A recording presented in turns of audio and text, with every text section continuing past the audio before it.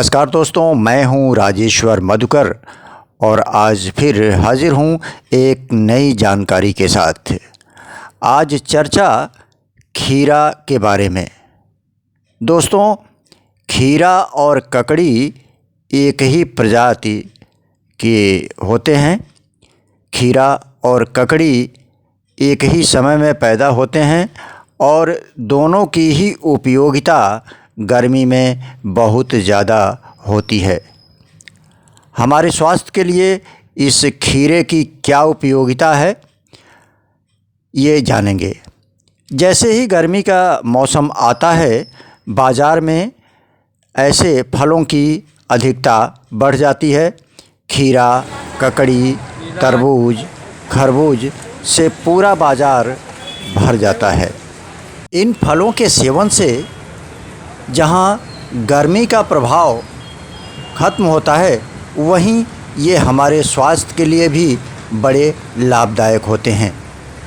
इनमें विभिन्न प्रकार के वो तत्व मौजूद रहते हैं जिन तत्वों की उपस्थिति में हम स्वस्थ जीवन जीते हैं।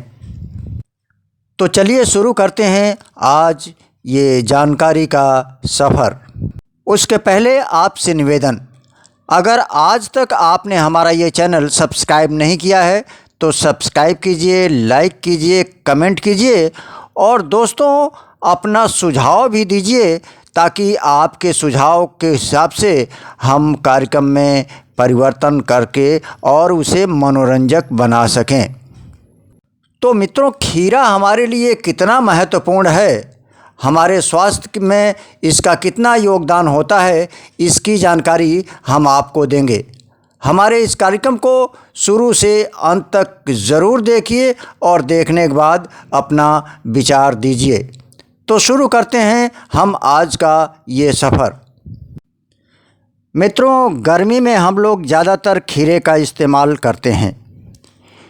गर्मियों के दिनों में हम सभी खीरे का इस्तेमाल ज़्यादातर सलाद के रूप में करते हैं। खीरे में vitamin A, B1, B6, vitamin C और डी, पोटेशियम, फास्फोरस, आयरन आदि तत्व पाए जाते हैं। ये सभी तत्व हमारे स्वास्थ्य के लिए बहुत ही फायदेमंद होते हैं। मित्रों, खीरा और ककड़ी एक ही प्रजाति के फल हैं। खीरे में विटामिन बी व सी, पोटेशियम, फास्फोरस, आयरन आदि विद्यमान होते हैं, जैसा कि मैं पहले आपसे बता चुका हूँ। पेट की गैस, एसिडिटी, छाती की जलन में नियमित रूप से खीरा खाना लाभप्रद होता है। मित्रों, जो लोग मोटापे से परेशान रहते हैं उन्हें सवेरे इसका सेवन करना चाहिए। इससे वे पूरे दिन अपने आप को फ्रेश महसूस करते हैं। खीरा हमारी रोग प्रतिरोधक क्षमता को भी बढ़ाता है। खीरे का सेवन घुटनों के दर्द को भी दूर भगाता है। घुटनों के दर्द वाले व्यक्ति को खीरे अधिक खाने चाहिए तथा साथ में एक लहसुन की कली भी खा लेनी चाहिए। दोस्तों, पथरी के रोगी को खीरे का रस दिन में 2-3 बार ज़रूर पीना चाहिए। इससे पेशाब में होने वाली जलन व रुकावट दूर हो जाती है। खीरा रक्तचाप को काबू में रखने में कारगर है। इसमें मौजूद पोटेशियम ज़्यादा और कम दोनों तरह के रक्तचाप को नियंत्रित रखता है।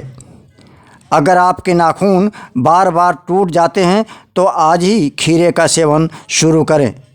यह आपके नाखूनों को मजबूती देता है। गैस की समस्या में भी खीरा बेहद लाभदायक होता है। अगर आप किडनी व लीवर की समस्या से परेशान हैं तो खीरे का नियमित रूप से सेवन करने से आपके बालों को भी फायदा होता है।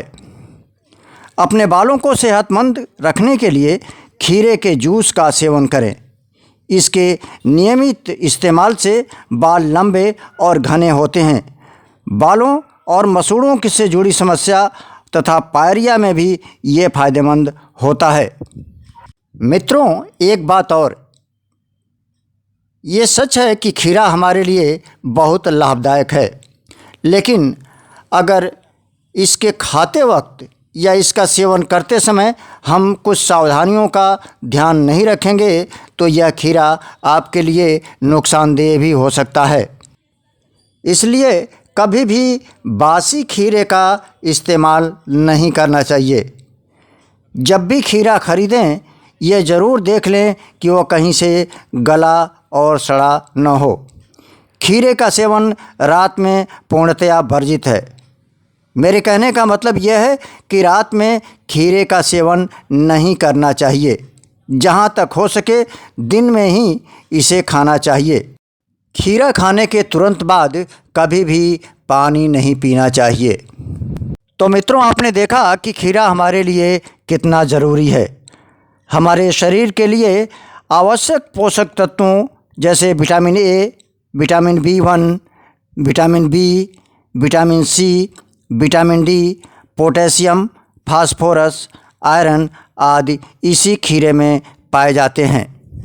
इसके साथ ही गैस, एसिडिटी, छाती की जलन के साथ साथ मोटापा को भी यह प्रभावित करता है तथा इसके सेवन करने से ब्लड प्रेशर की समस्या भी दूर हो जाती है।